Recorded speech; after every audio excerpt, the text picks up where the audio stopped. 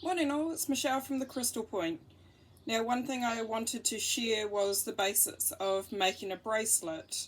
So you may or may not know that we do repairs to bracelets, but what best skill to share and just one way that you can make a bracelet. So obviously more than one ways, this is my way.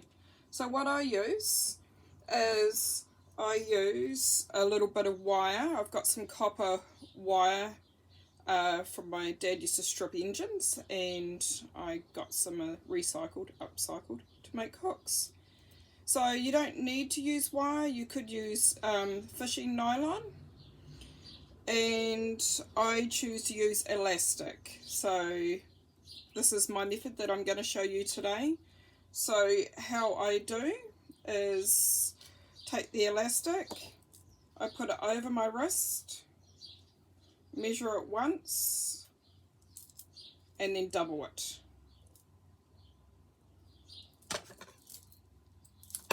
And then there is your elastic. It would go around your wrist twice. Okay, so that's the elastic. Now we will be making up little packs for you, and we're going to put the glue in there. Recommend that when you finish off your bracelet, you need glue to put a dot on the knot so it doesn't come undone. And go to somewhere like Bunnings, or we'll have some available, because you don't want a really cheap glue, you want a reasonable type glue. There's also these ones are my favourite, and I'll show you why soon. Okay, so we are going to fold the elastic in half, bend our little bit of wire in half, and put the elastic through it like this. Okay, then what I'm going to do is I'm going to bring the two bits of wire together. I'm pinching, you see that? I'm pinching this end here really small. You want it quite tight, and then I'm just winding it. So twisting it on top of each other so that my bent over wire becomes one hook. And then what I normally do is I'll snip the end so that my two twisted pieces are at the same point, the same length. Okay, now great idea to get yourself a one of these beading trays. You get them from Spotlight, David's Emporium, places like that. They're really good because what you can actually do is you can set out in what order, if you're doing a pattern with beads, set out your pattern before you start. Okay, now then what you do, take this and start threading your beads on.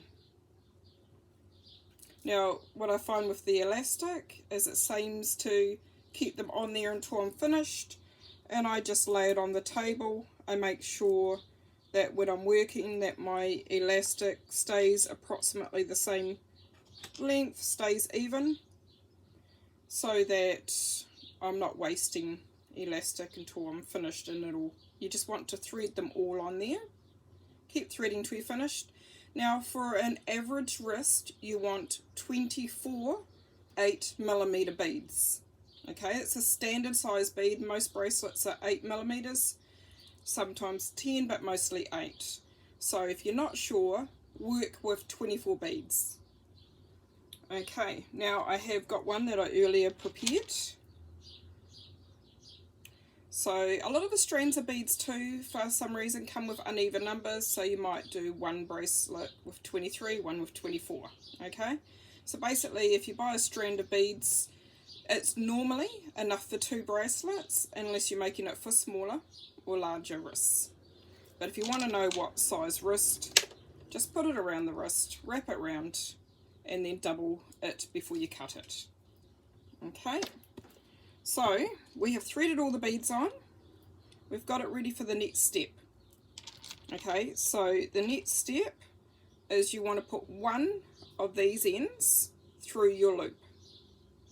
Okay, so I'm going to put one end through. like that, and then I'm holding my two ends, and there's my loop with my little bit of wire or fishing nylon if you're using nylon. And now you'll either untwist it and then you can reuse it, or cut it, but be careful not to cut your elastic, and we don't want to lose little bits around and end up in your feet.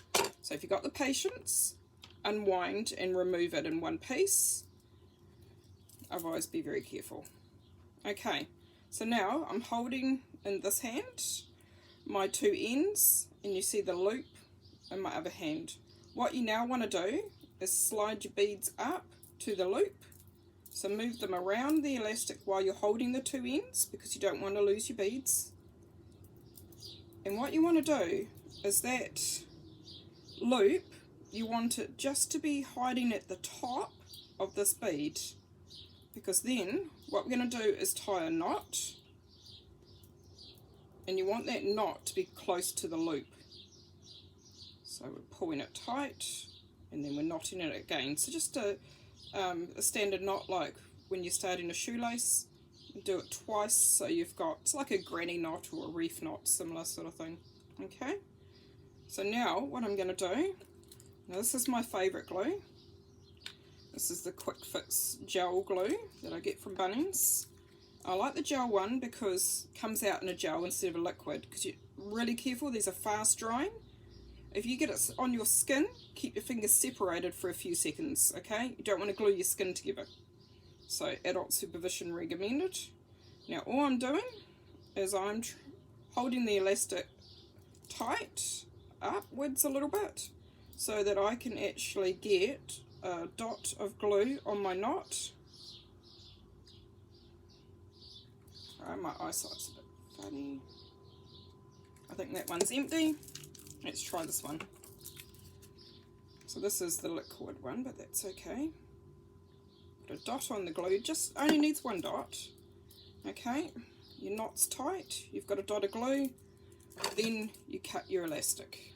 And you cut it fairly short, because that bit is going to hide under your bead. Okay, now what you do is you just pull a bead gently over your knot, and then it's hidden. Okay, so you can't see now where the end is. So that's another reason I like the elastic, because it's easier to hide. You can use a fine nylon, and you might prefer to use nylon, that's okay. It sometimes can be a little bit tricky to hide the knot. Or the other option I did put down, I'll see where I put it, I'll grab another one, is you can get little items like this. Okay, where, so if you're using a nylon, you can hide your knot in that, and that can be part of your bracelet, and that still looks pretty nice. So that is one reason you'll see some bracelets with these little metal bits. It's so they can hide the knot. And there you go. There is how to make your first bracelet, and we will have kits available on our website. So thank you for watching, and let us know if there's anything else you would like us to share. Thank you.